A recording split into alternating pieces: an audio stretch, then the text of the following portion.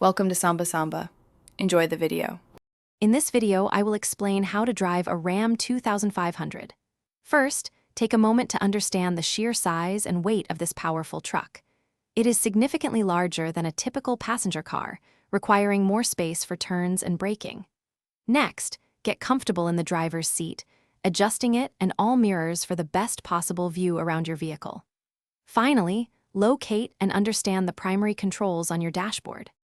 To begin, insert your key and turn it to the on position, then start the engine. Ensure the parking brake is engaged before shifting the transmission into drive or reverse. Remember, the Ram 2500 has considerable power, so apply the accelerator and brake pedals smoothly.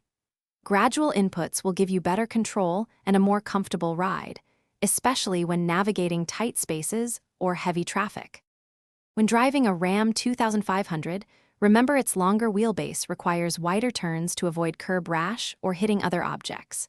Always maintain a greater stopping distance than you would in a smaller vehicle, especially when carrying a heavy load or towing. The truck's weight significantly impacts braking performance.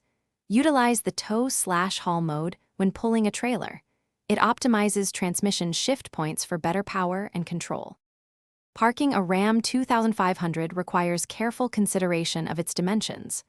Always select parking spots that can comfortably accommodate its length and width. When reversing, make full use of your large side mirrors and the integrated backup camera for enhanced safety and precision. Finally, regular maintenance is crucial.